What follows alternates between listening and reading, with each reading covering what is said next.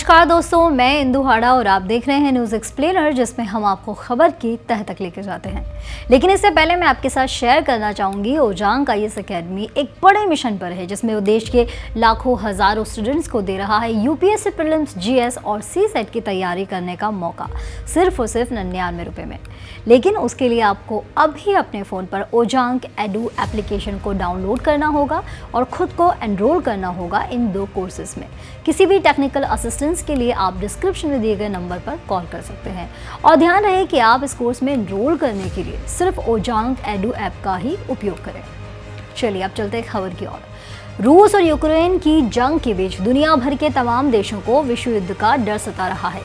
संयुक्त राष्ट्र महासभा यानी UNGA ने 4 यूक्रेनी क्षेत्रों को मिलाने के रूस के फैसले की आलोचना करते हुए प्रस्ताव पारित कर दिया है। कुल 143 सदस्य देशों ने इस प्रस्ताव के पक्ष में वोट दिया, जबकि 5 देशों ने इसके खिलाफ। भारत समेत 35 देशों ने खुद को इस वोटिंग से दूर रखा। प्रस्ताव में रूस ने पूर्वी यूक्रेन के कुछ इलाकों में जो जनमत संग्रह करवाया था, उसे गैर कानूनी बताया गया। गौरतलब है कि रूस ने इन क्षेत्रों में रायशुमारी करवाने के बाद उनका अधिग्रहण करने की घोषणा की थी। यूक्रेन और पश्चिमी देशों ने रूस की घोषणा को खारिज करते हुए इसे एक गैर कानूनी कदम बताया था। भारत ने प्रस्ताव पर मतदान न करने को सोची समझी राष्ट्रीय नीति बताते हुए कहा कि भारत रूस और यूक्रेन के बीच छिड़े विवाद को खत्म करने के लिए उठाए जाने वाले सभी कदमों का समर्थन करने के लिए तैयार है। भारत ने कहा कि समस्या का समाधान बातचीत और कूटनीति के जरिए होना चाहिए। हाल ही में 8 अक्टूबर 2022 को यूक्रेन ने रूस के कब्जे वाले क्रीमिया में कर्च ब्रिज पर हमला कर दिया था।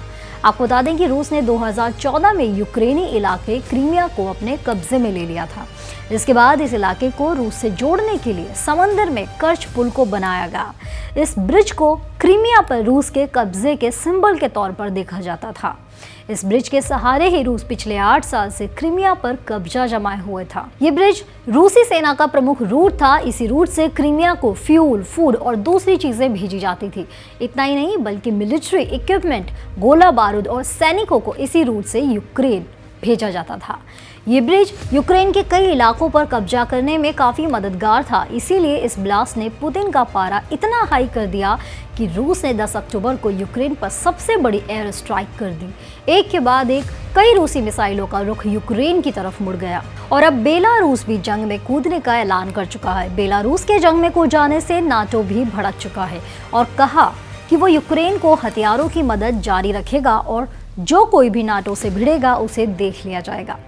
आइए आगे बढ़ने से पहले जान लेते हैं कि नाटो क्या है। नाटो में 30 देश शामिल हैं, जिन्हें संयुक्त रूप से नाटो या नेटो भी कहते हैं, जिसमें प्रमुख देश अमेरिका है। नाटो का मुख्य लक्ष्य है सुरक्षा नीति पर काम करना। यदि किसी नाटो देश पर कोई अन्य देश हमला करता है तो नाटो में शामिल सभी देश प्रभावित देश के पक्ष में खड़े होते हैं और उसकी मदद करते हैं।